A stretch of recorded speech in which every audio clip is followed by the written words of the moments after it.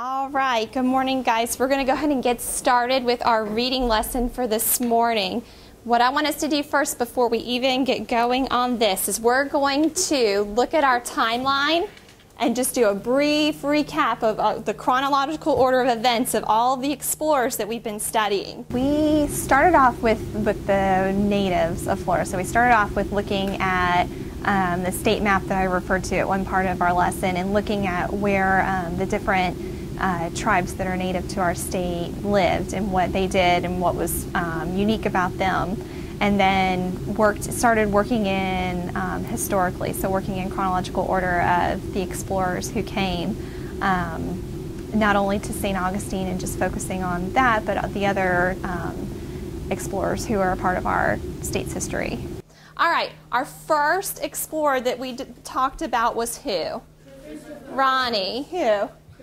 Christopher Columbus. Tell me a fact about Christopher Columbus. He discovered North America.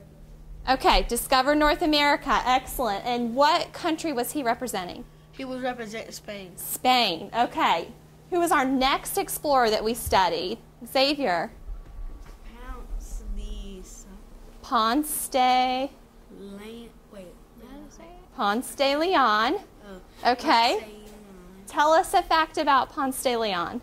He discovered Florida. Okay, he was one of the ones that discovered Florida. What country was he representing? Spain. Spain as well. Okay, our next explorer on our timeline. Who came next? Victoria. Narvaez. Narvaez. And what did he do? He explored parts of Florida. So he explored more of Florida, and we read about that. What country was he representing? Spain as well. That's correct. And then the one that we did yesterday that we've just added to our timeline, Kennedy. Pedro de Soto. Can you speak up a little bit? Pedro de Soto. Okay, De Soto. Tell us a fact about him. He arrives and explores Florida.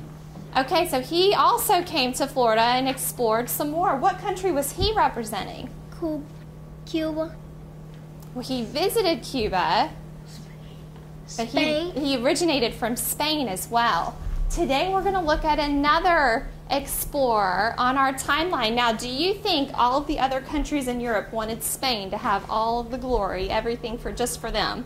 No. No. So we have another explorer that came. I'm going to pass out to you the article that we're going to look at first today. And we're going to read a portion of this article. And you may recognize this name. Do you see the name of this explorer? Who, Rose? Jean Ribault. What do you know about Ribault? Is it a school? We have a school named after it. We do. Why do we name schools after people? Xavier? Because they are famous. Okay, so they're famous. They're known for some reason. We have a school here in Jacksonville that we've named after this explorer. So we're going to read and learn something about it, and some of you may even end up going to this school one day. You'll have some knowledge about why the school was named after this person. All right, I'm passing out to you our informational text, our article that we're going to use today to start learning about this next explorer. Now we're going to do our text coding like we normally do, and I'm going to need a helper to come up here and help me to mark this. Shakiria, you want to be my helper this morning? Yeah. Come on up and grab your marker. So today what we're going to look at, this is our first article that we're going to look at. We're going to talk about this informational text, and we're also going to look at a poem, because our focus today is we're going to be comparing and contrasting facts that we learned in a poem and how they help us with understanding information that we've seen in this article. Looking at the standard and having the students focus on some of the keywords in the standard helps guide what their task is for the day. So knowing that they weren't going to just draw a coat of arms and tell about it, knowing that today's focus was an opinion. Why do you think? Your point of view is my coat of arms best represents the school. So knowing that they're going to have to share their point of view, and part of that standard also says using the text, so knowing they're going to have to refer back to the text that they read for reading today. And also that they're going to have to argue their point. They're going to have to provide that evidence will focus their tasks. So the writing pieces that I'm going to see at the end of the day are going to be, we're going to meet the standard. They're going to show that the students were practicing that particular standard. Okay, so we're going to start off with our article first. All right, so we have our title here. Now, Rose told us that she recognized right away that this said what, Rose? Jean Ribault. Jean Ribault. So let's look here in the article, because I don't know if as we've introduced these different explorers, we've seen that they put the pronunciation in there for us. So let's look closely at how this is actually pronounced in French. This is a fact that I learned when I was reading this article. All right. Mayana, do you want to read? And then Shakira is you're gonna help her tell us what to mark. So when we're text coding, what are some of the things that we're marking as we read? Okay, Kimbrielle, what are we gonna mark? Important things that's in the text. Such as? How do we know something's important?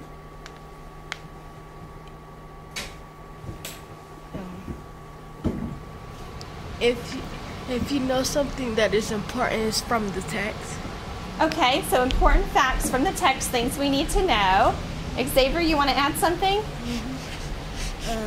Important words, like words that we don't know, we circle them. Good. Important words or new vocabulary, we are going to circle them. All right. So when we have somebody reading out loud, where are our eyes? In their text. We're following along. Okay, so Mayana, let's start off this first paragraph here for us. And you have to speak real loud, okay? In 1562, Jean Ribault. Oh, pause right there. What do we see about this? All right, so we've had here where it helps us to pronounce it, right? So let's break this down. How do we actually say his name in the French pronunciation? You want to help Tykeria? So we have this J, so John Ribault. Now we know when it's in capital letters, that tells us to say what? That's how we emphasize that part. So when we say Jean Ribault when we see it on signs and when we see it the school listed, but the actual French pronunciation is Jean Ribault. Okay, so as we read the Explorer, we're going to use his actual name, his Jean Ribault. Okay? All right, go ahead, Mayana. In 1562, John Ribault was sent from France to Florida in order to explore the area and began a new colony. His Nice and loud. Louder. His lieutenant was Lieutenant Reine de Lanoria. Okay, now they pronounce this, they have this one for us down on the bottom. Let me slide the article up so we can say his name correctly as well. So we have René de Laudonnière. So he's René de Laudonnière. Slide this back into place. So that's his lieutenant. Do we need to circle any words here? No. What should we circle, Victoria? Lieutenant. Lieutenant. Let's look at that word real quick. What is a lieutenant? So we need to make sure we understand who this René de Laudonnière is. Where have we heard that word before?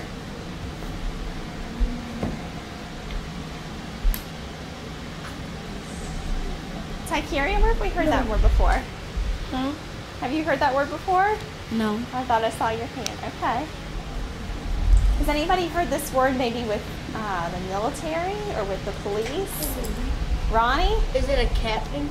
It's an officer, isn't it? Captain would be a different level, but a lieutenant would be another officer. So why do we think Jean Ribault needed to come with his lieutenant, René de Laudonnière?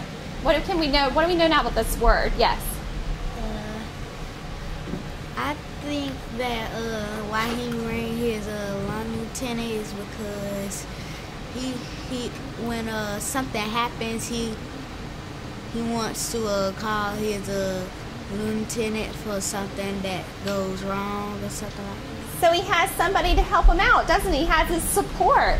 If we think about that like at our school, if we have our principal, right, and then he has helpers that work underneath him. So this lieutenant, René de Laudonnière, he was one of the helpers. A lieutenant was somebody who works under the leader to help them out with whatever their tasks are, okay? All right, so we've got that word lieutenant. Mayana, can you keep reading? Using different technologies, another way to engage the students. We have the Mimeo board here where the students were able to, she wasn't my most proficient Mimeo user, but with the Mimeo board, the students are able to get up and actually record their thinking on the board. It turns any whiteboard into an interactive whiteboard. And what's nice about the Mimeo is it kind of captures the learning for the day.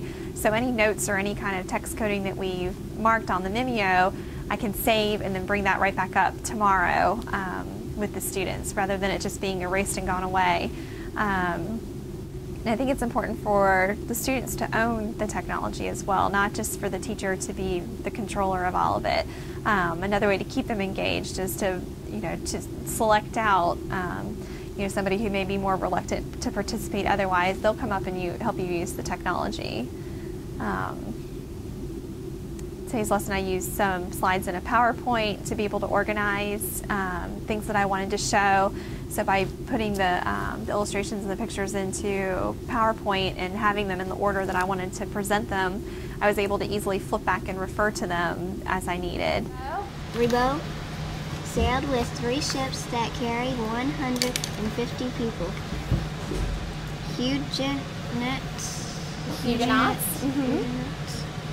Huguenots or French Protestants. France wanted to control this new land and drive out the Spanish settlers. All right, Shakiri has underlined a lot of facts here for us. Shakiri, can you tell us? We have our first most important fact, right? It's naming who our article is about, Jean Ribault, that he came to do what? He came to explore the new colony. All right. Who can tell us why Shakiri underlined this part? Ronnie, you want to help? Because it was important because it tells us about what he was doing, like he was sailing with 3 ships and okay, so it names how many ships? Because that was in some of our other articles, wasn't it? With Christopher Columbus, how many ships that he brought and Ponce de Leon? Excellent. Yes, Victoria. I think she underlined it because it's telling that he carried 150 people. So it's important to know how many people came with him. Did we see that in some of our other articles? Yeah. The numbers of people that came along? Okay. And then there's one more thing in this section that's really important. What did we notice when we started off about all of the other explorers that we've studied? Think about that for just a minute. What do you notice about our other explorers? Kennedy, what do you notice? That most people like to control the new land. Okay, they want to control this new land. Where were all of our other explorers from? Spain. Spain. And where is Jean Ribault from? He was from France. He's from France. So now we have a new country deciding they want to stake their claim on Florida as well. They don't want only the Spanish to have claim on this new land. Okay, so let's look at this next paragraph about what Ribault did when he landed. Okay, Ronnie, you're wanting to read? Okay. Read for us. Shakiri's going to continue text coding. Ribault landed near the St. Augustine area. He sailed farther north to the St. Johns River because he did not like the river's Spanish name. He renamed it the River of May. Today, it is known again as the St. Johns River. At the mouth of the river, Ribault built a stone monument to mark his visit and claim it for France. And claim it for France. Okay, what do we know about this area? St. John's River. It was renamed. Go ahead, Kimbrielle. That John Ribault renamed it St. John's River. Mm-hmm.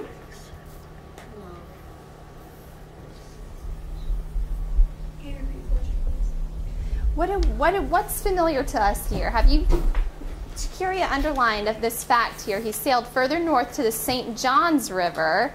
What do we know about the St. John's River? Is that familiar to you?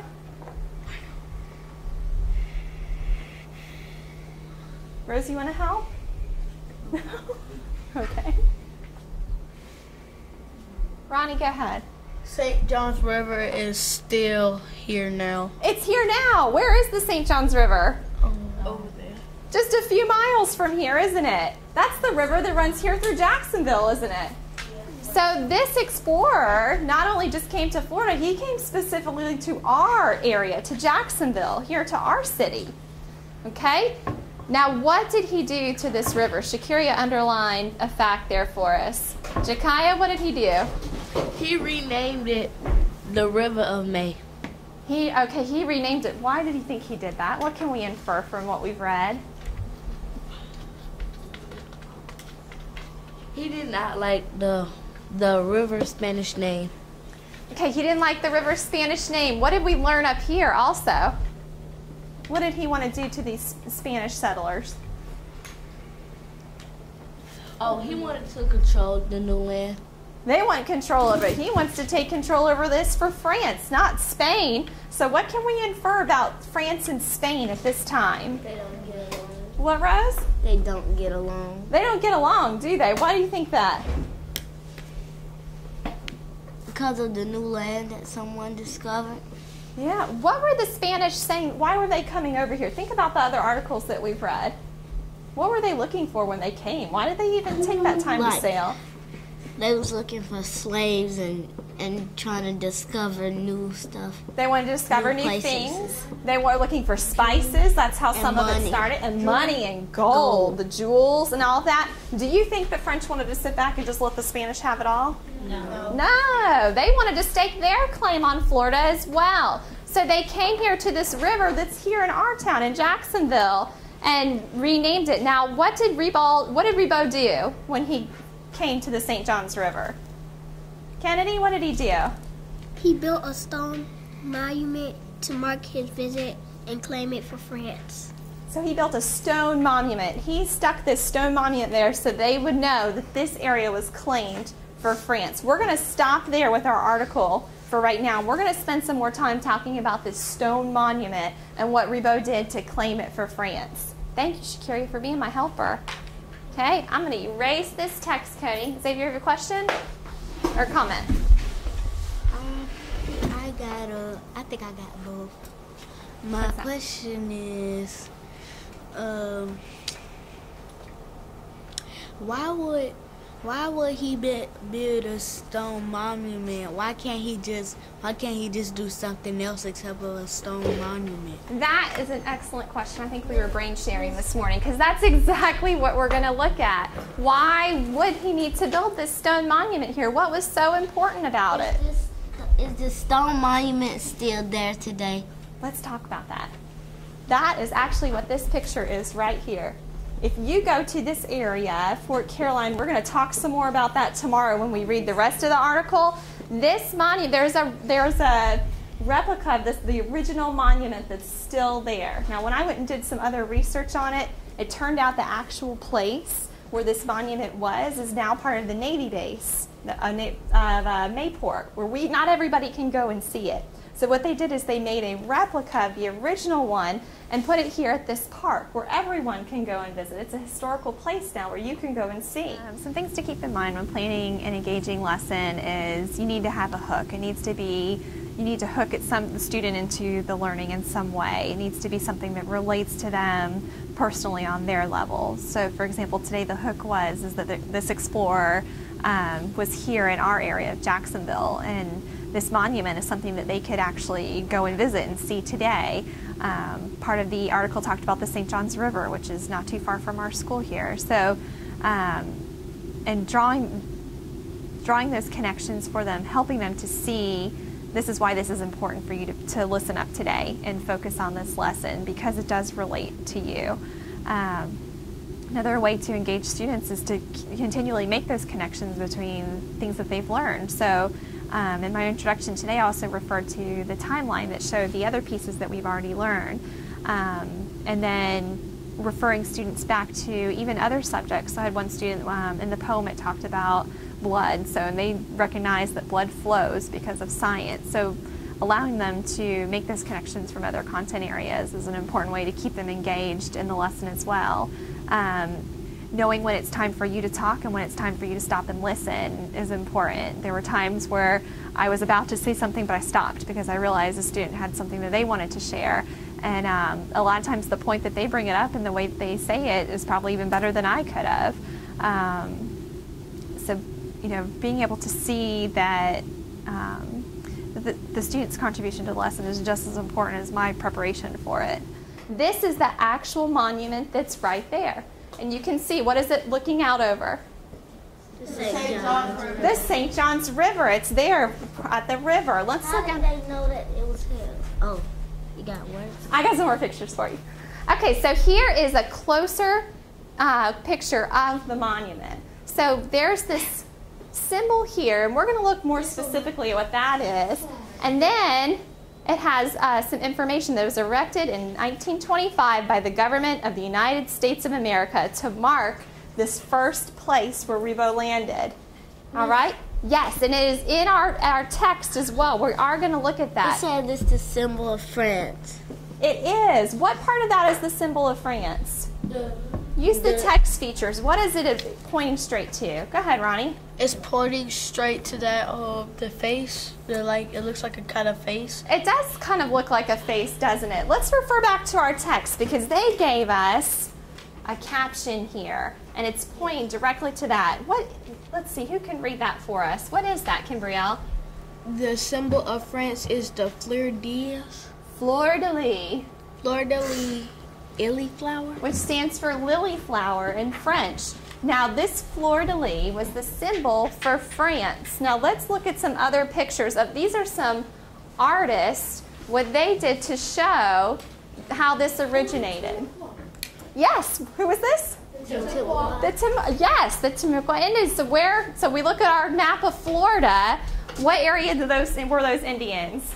The lowlands. the lowlands. The lowlands, this northern area, right? Where Jacksonville is, isn't it? So this is who they saw when they got here. Well, what else is familiar in this artist's drawing here?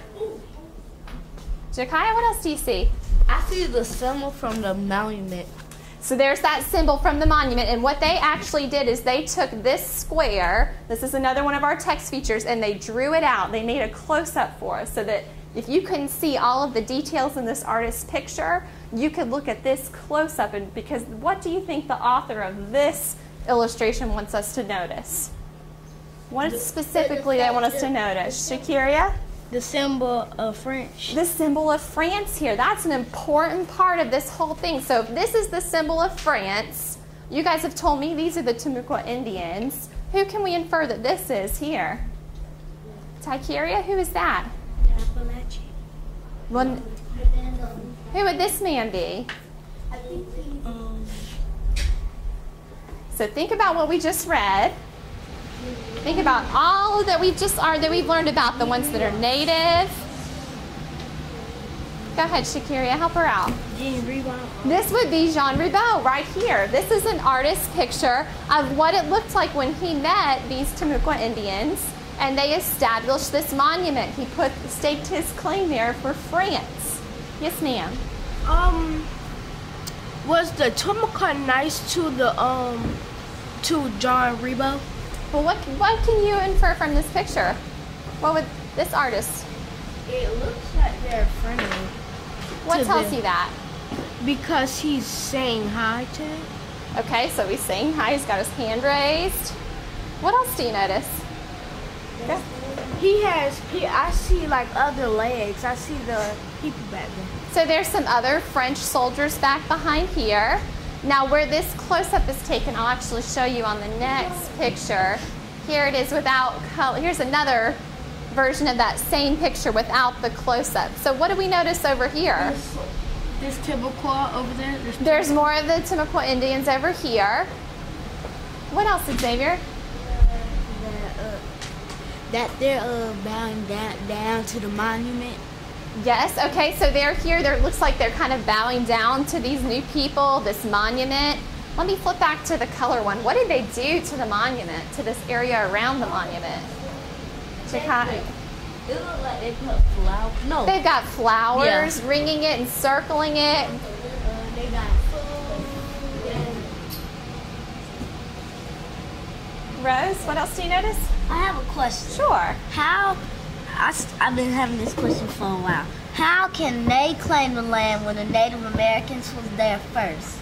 Oh, that is a bigger question that once we study all of these explorers, we're going to talk about. You're thinking ahead. I like that. You're really thinking about this. What else do you notice here about this picture, this particular one? Kennedy, what else do you see? That they got bows and arrows. They've got, okay, so they have some of their bows and arrows here, some of their things that they use for fighting. What else is here? Go ahead, Ronnie. I think the reason Timberclaw was trying to be friendly with John Rebo is because he probably got a lot of food. So they probably brought some things with them. So they have this food, this whole feast, and looks almost like they're celebrating, doesn't it? What's that? I think they're celebrating him for claiming the land for France. It's hard. Whoops, it's hard to tell, but you can even kind of see his arm is over here on Rebo's shoulder. He looks like a king. This is maybe one of the leader of the Indians, the tribe here. Could be. Jean Rebo. Now here's what I want us to notice. Why do you think of all the things that Rebo could have put on this monument, he chose this symbol here? This is what I want us to focus this next part of our discussion on. Why would he choose this? First of all, does anybody know what this is called? Have you seen this before? We've seen it on some of the ships of our other explorers or on some of the flags. Do you remember? It maybe represent their country, or when people unite for the army, they have little stuff on their clothing to represent our city or state. Absolutely, it represents France. So this particular symbol here, this is their coat of arms. So we've seen coat of arms for some of our other explorers maybe on their flags. Some of them had it on their ship. He chose to take this particular coat of arms that represented France, and not just anybody in France, the King of France at this time. Yes. Did he just put it on that monument, or did he put it on ships and other things for France? He probably this was the coat of arms that represented them at this time period, because this was the coat of arms specific to the French king at this time.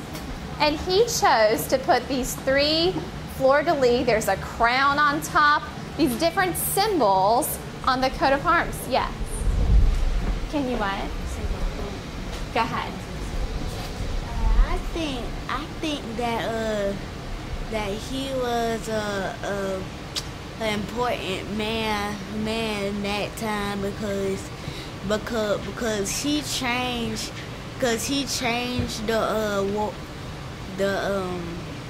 the river, and he made the monument. So he is important to this time period. It's important to create a safe place where students feel like they're not going to be shut down for sharing an idea that's just come to them. For example, Xavier, that's making his connections all throughout the lesson. He has that comfort to share them because he knows he's going to be heard, and even if it doesn't relate directly to what my point was for the day, it helped him to understand what it was. So it's really important to give them that opportunity to share. A lot of times within that close is where because they're drawing connections, and a part of the close of the lesson is, connecting everything back, just creating that safe place where they can share those ideas and what they're starting to think. And it also helps me as a teacher see were there any misconceptions today. So if they share a connection that I know is really off base, then I can build that into, if I can't correct it right then, I can build it into the introduction for the next day and address any kind of misconception the student may have had. This coat of arms, yes ma'am, Shakiria. Did when Rebo, when he built his little statue and claimed it for French, did he have it there for a long time? Did he have to, say one more time, did he have to what? Did he have it for a long time, when they first came? Oh, did he get to keep that land claimed for France for a long time?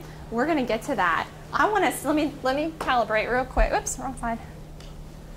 We're going to look at a poem to see why Jean Rebo picked specifically this coat of arms to use to stake this land. Now, this is a poem about a coat of arms. Okay, about an importance of coat of arms. And we're going to really look at this. So I need you right now to think about all of the explorers we've learned about, all of the reasons why they came, what they were doing for their country, for Spain, and now think about Ribault and what he did, trying to come and stake their claim on Florida and on this new world. And let's look at this coat of arms and why he chose on this monument to put a coat of arms for France. Okay, so let's look at this poem. It's titled Coat of Arms. And I need another Mimeo helper with Rose. Do you want to come help? Rose, we're going to do some more coding up here and see what we can find in this poem. All right, I'm going to read it to you this time. That's a little bit tricky. So long as it runs in the blood, so long as it's bred in the bone, shoulder life over the mud, let it proudly be blown. In whatever hour you must, relinquish your hold on it, toss the brightness down in the dust for death to trample across. I included a poem in today's lesson because poetry is an excellent way to bring out a lot of the symbolism within, because we were looking at the symbolism in the object, and we've talked a lot about with poetry about the symbolism that comes with words. So having the students be able to draw those connections between a text feature that was presented and a poem, I knew that that would help lead them to a greater understanding of all of the symbolism in the text, being able to look at what, not just this symbol, that this picture, this feature was a coat of arms, there's a picture of a coat of arms, but what I needed them to get to in this lesson was what is the deeper meaning behind that. And by looking at the words and the language in the poem, it was able to bring around a new understanding, not just of this coat of arms, but what a coat of arms meant in general.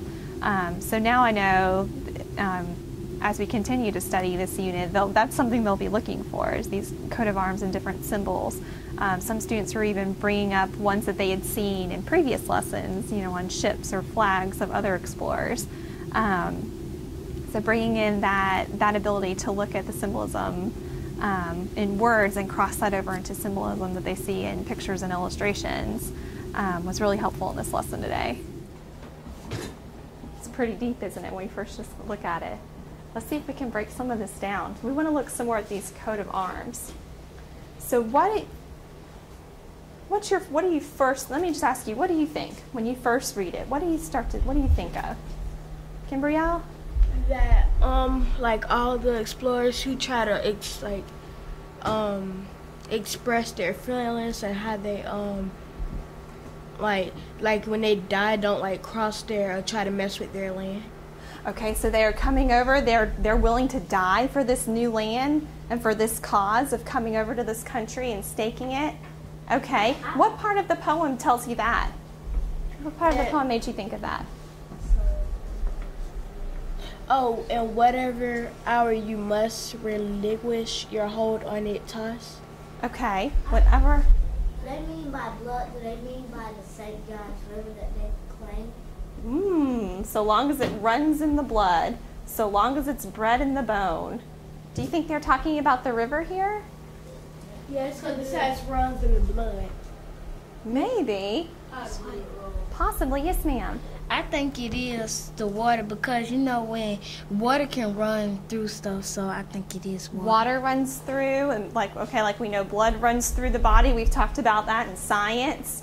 So do you think that they literally mean, blood, what do you think this it? Can you circle it for us, Rose? What do you think they mean by it? Whoops. Tap on the pencil.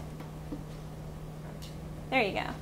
What do you think the author of this poem means by it? What is this it that is going to run in the blood and is bred in the bone and is proud, strong, with this coat of arms? What do you think? Ronnie? When it says it, I think it's being Pacific. Like it's trying to tell us the St. John's River. Or something that... Think about the title. Something coast of the arms, or it's something that runs in the blood. Kiana, what do you think? I think it means by it is coat of arms. Like that coat of, what did the coat of arms represent? France. Students make connections in their own time and in their own way and at different paces in the lesson, and it's really important to to read your audience, to know when you're starting to lose them, but also to recognize those light bulb moments, because when they have them and they can bring that out, sometimes even for me, it's connections and things that I hadn't even realized, that I hadn't even thought of. Each reader in the class brings a unique perspective to the text, so by allowing them to have that time to make that connection and to share it with their classmates, for one, it validates their learning. They now have ownership of that content. They know it. They've made that connection. And by a student being able to share that with another student, I'm sure there were other people in the room who had that light bulb moment as well. It brought, as teachers, we bring our own experiences to a lesson and our own knowledge and understanding. But a lot of times our students are just as great of a teacher as we are by making those connections for their peers in a way that relates to them. So this has to do with that country, with the king and the country and the people. Now think about this. This isn't just this specific coat of arms, but this poem's talking about all different coats of arms. So maybe coats of arms for the Spanish. If some people can look up their last name, and there's family coats of arms that go with families historically. But think about this. So what is that? When you have a coat of arms and you're thinking about your country and your family, what do we think that it is that this poet's referring to? What kind of feelings do we have when we think about our country and our family? Shakiria? We have good feelings because, like, when all of the Native American people that we've been learning about, they had feelings and good feelings about claiming what they wanted to claim. So that good feeling, that pride almost, right? That pride and that excitement for that, whatever the cause is, that they're willing to do anything for their family. Are you willing to think about your own family? Somebody comes in and tries to mess with somebody in your family, what happens? You do something really bad. You do something back, right? Because that's your family. You want to protect what's yours, right?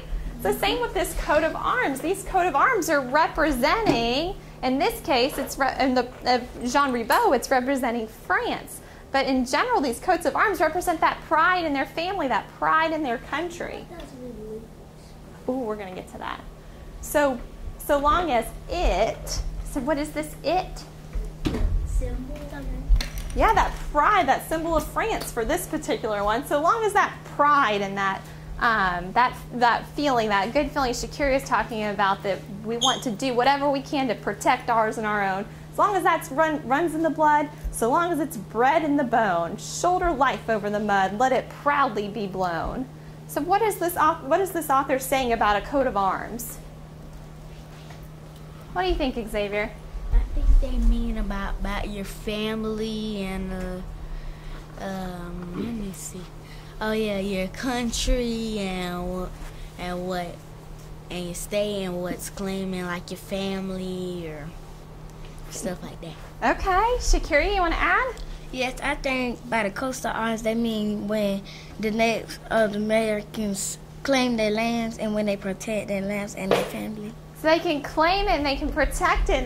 They're proud of it, aren't they? Let it proudly be blown. So don't just hide that this is your area. Don't hide your coat of arms. This is something you tell everybody. You show everybody. You have almost like bragging rights. Yes. Show your skill and show all that you got. Exactly. Show all that you've got. Why they wanted this area. They let it proudly be blown. So let's look at this next stanza. All right, in whatever hour you must, relinquish your hold on it. What is this word? Let's circle this word relinquish. What do you think relinquish means? You must relinquish. That's okay. Relinquish. There you go. Hold that. Perfect. That's good. When you relinquish your hold. Yes, ma'am. Like to keep. So if you keep your hold on it, whatever you must relinquish your hold on it, toss the brightness down in the dust. What other context clues can we use to figure out what this word relinquish means? Kiana, what do you think? It has re in it, so it means again. So again, relinquish. Okay, so re kind of means, okay, we know the prefix re is again. Let's see if that fits this particular word. Relinquish your hold on it, toss. When you toss, what do? You throw it, right? You throw it away. So what do you think this Relinquish your hold on it. Toss. Victoria? Maybe to get rid of. To get rid of, to let go. So whatever, well, this let you just click on it. Whatever hour you must let go of your hold on it. Toss the brightness down in the dust for death to trample across. Yes, ma'am. When they say that stanza 2 with the whole thing, I think they're talking about the monument. That mean like if you mess with the monument, something bad would happen. All right, what you guys are getting ready to do now is I'm going to give you another piece of informational text to look at. This tells us more details about what is in a coat of arms, because everything that you see in a coat of arms stands for something else. So we're going to look at the meaning and see what exactly Jean Ribaud's coat of arms stood for. So look closely at the colors, the animals, the items. So what colors? There's an eagle. Where do you see an eagle on the monument? Right here. So there's some kind of bird down here. What do you think that is? I think it is a bird down here. Maybe a hawk? Does look like an eagle. What does it look like? What do you think? Eagle too. Maybe some sort of, what did an eagle mean on a coat of arms? It says eagle means noble, alert, brave. Why do you think that they would have an eagle on a coat of arms that represented the That's our king? United States of the bird. That's our bird of the United Well, it States. is our bird. We can talk about that too. Think about, why would this be on the coat of arms for France at this time?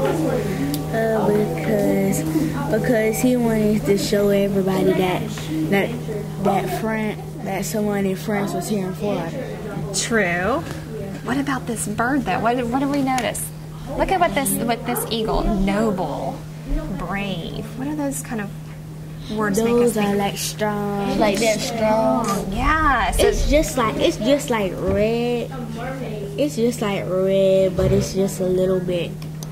So red could also mean brave and strong. What colors were used in this one, in this coat of arms? Gold and blue. So gold. What is the gold? Generosity. What does that word mean? It's another word for Like generous. It could be the base word. What does that mean? generous means nice or honest.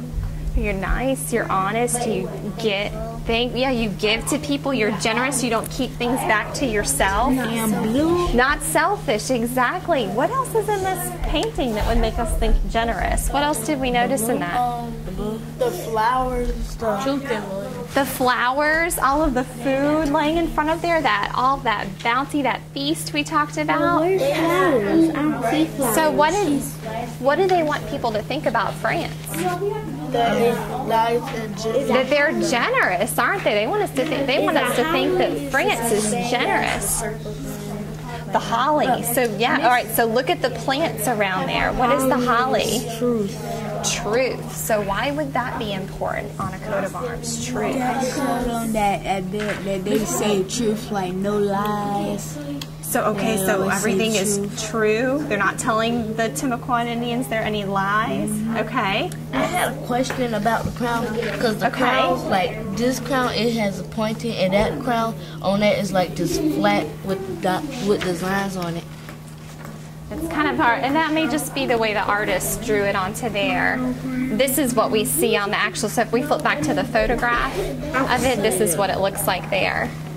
Okay. Where's a crown? There should be a crown. Does it have a crown on there? Yeah. It's supposed to say crown. It's supposed to have. It's a crown up here, but they don't say.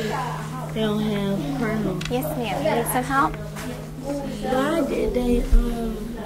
Why did they put for this?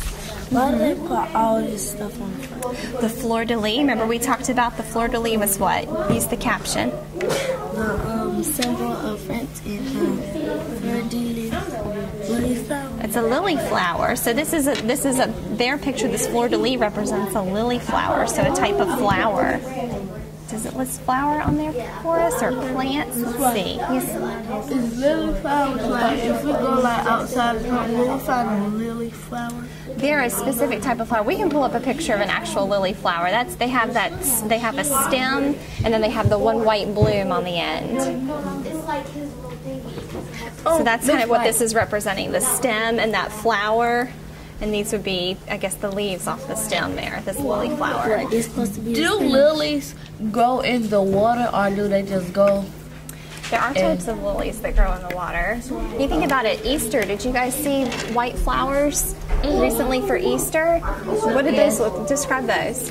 There's white with a stem at the bottom, I think, and then it had like a yellow circle in the middle, So with those white were petals around. Yeah, those were around it. Easter lilies. So those are lilies that bloom at Easter time. So it's that same type of symbol. Okay? Yes, sir. I know that they have a sword too. You see, look, there's 3 swords right there. Use the caption. Are those swords? Use the text feature.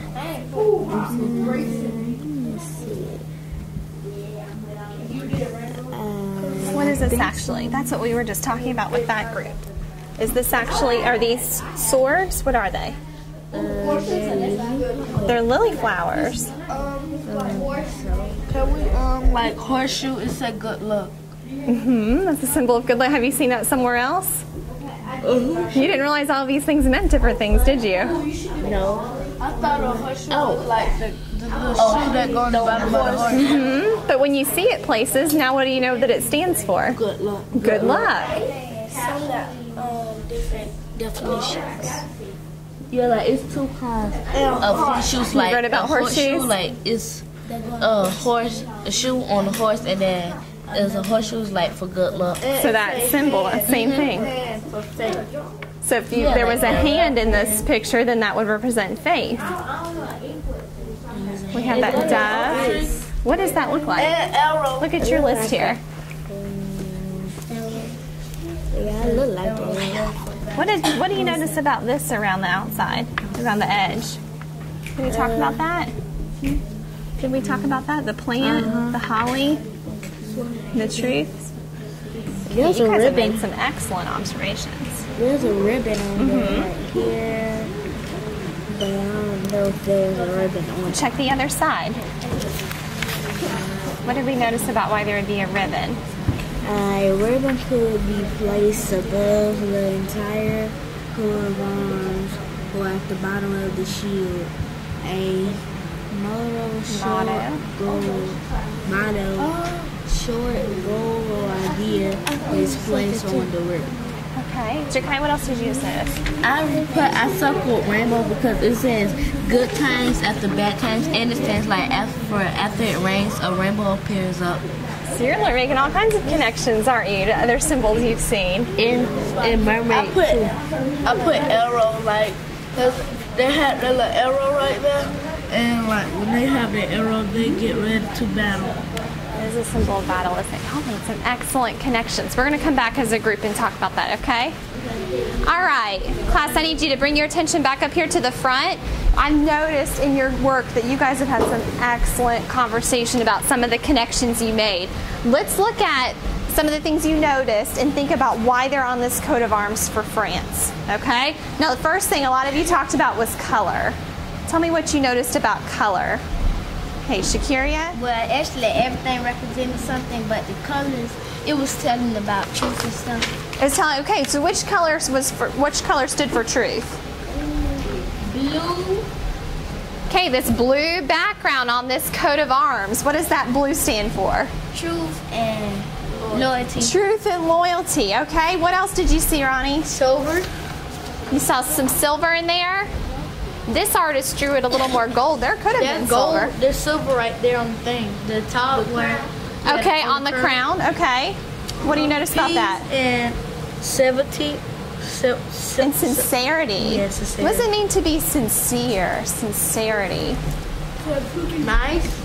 When you're you're genuine, you mean what you say, you're sincere, you're honest. Okay. Oh, hold on to that. We're gonna get there. We're gonna get there. I know you're excited. Okay, what other color? I did gold. Okay, the gold. What did the gold stand for? Generosity. Generosity. What does it mean when we're generous? Like, you're nice. Not more than just nice. You're nice because you what? Tikeria? What? Thankful for what you got. Yeah, you're thankful because people have been generous. They've given you more than you need sometimes. What about some of the other symbols in here? We had this fleur-de-lis, right, that we learned about in our article. Yes, ma'am. The outline of black. The outline? Well, this was what was around the coat of arms? What was that plant? It's gold. It's colored gold. What else was it? The holly. What did that holly stand for? Truth. Okay, so let's stop, guys. Let's think about this. Had arrows too. Think about this. Why would Jean Ribault? Let's go back to what we started with. Why would Jean Ribault want to put this coat of arms on this monument? What do you think, Shakaria? It's because, like, probably because France is a good country or place to be, and then he put the colors there for a reason. Like on this paper, when it says what it represents, it probably represents France too. So he wanted them to know that this represents France, didn't he? Ronnie, you want to add?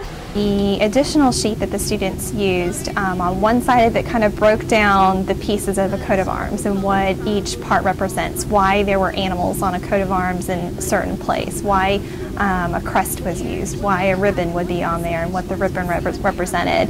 And an additional piece of that broke down what the different animals meant, what the different colors were used for, and then also some of the different symbols. So I wanted them to be able to take that piece and really break down, not that this is just a crest with 3 fleur-de-lis on it and a crown, but what did that really mean? What were they trying to portray when they use that? Why do countries and families, what do our symbols represent? So now some of the students already started making connections to things that they see on the collar for the military and other symbols. So just taking this idea that we've introduced and then continuing it on into what am I noticing now? It's opening up their eyes to a new different way of looking at symbols and looking at things that they see every day. So Jean Ribault wanted, with this coat of arms, he wanted to show not only that this land was for Spain. So what the connection you just made, pardon?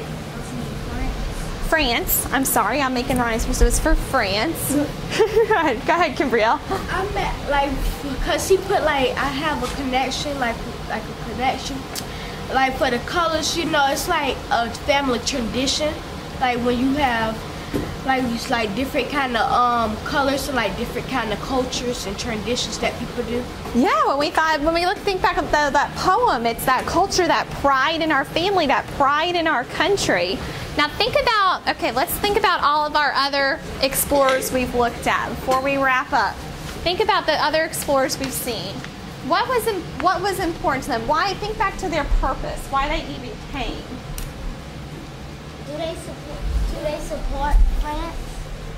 Do the other ones support France? Well, no, who were they representing? Spain. They were representing Spain. They were already here. They were already starting to establish. Was it Timocrat and Jean Ribault? Jean Ribault, how was they getting along? Oh. Was they getting along?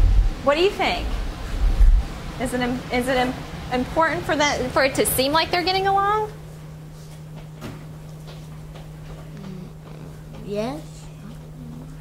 Something to think about. And when you come to a new place, when you think about what they brought there. Who did he bring with him? He brought, look back at the article. Who did Jean Ribault bring with him?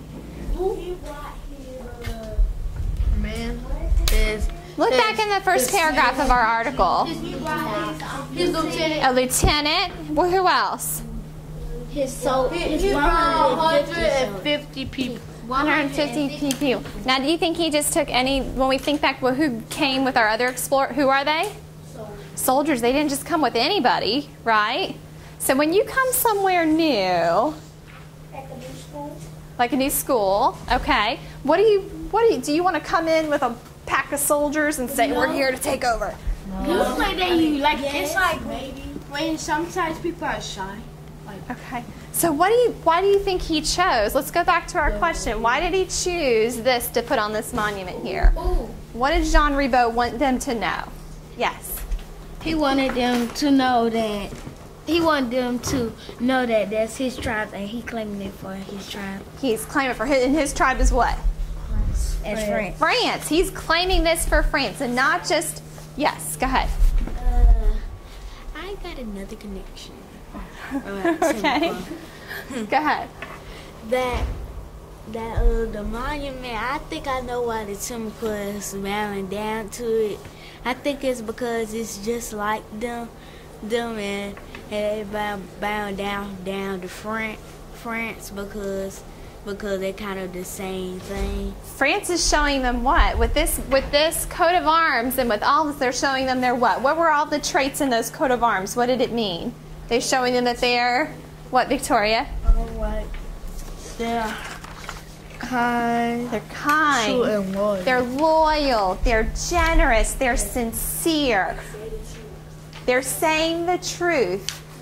Now we're gonna look later and see with our timeline if that's what really plays out. But when they came to this new land, what did they need these Indians to know? That they was going to take over. That they're claiming the land. Slaves. They weren't going to hurt them. They weren't coming to just take them over. Now, we know their true motives, don't we? Yes. Why did they come to the new land? So they can claim something. They could claim it. They could take it as their own and claim it. But they didn't make them slaves, did they? Yes. We'll talk about that. We'll get there. All right. We're going to stop there with these passages for today, and we're going to get ready to transition into the next piece. We're going to work on a writing piece. So let me get you guys started. Oh, it's a different kind of writing piece. I'm going to get you guys started on it.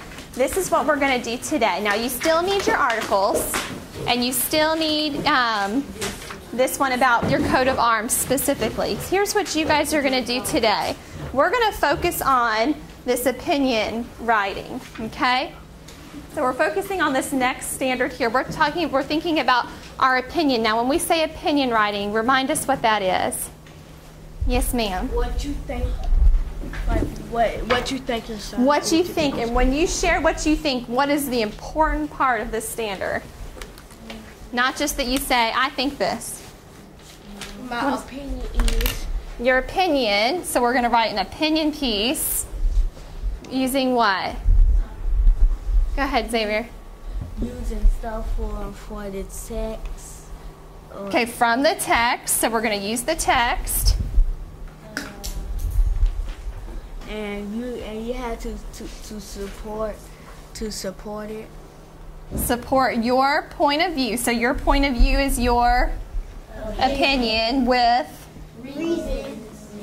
reasons and information. So here's what you guys are going to do today. Here's your task. We've talked about these coats of arms and what they stood for these countries. Your task today is going to be to take what we learned in reading with your article, and you are going to design a coat of arms for West Jacksonville Elementary.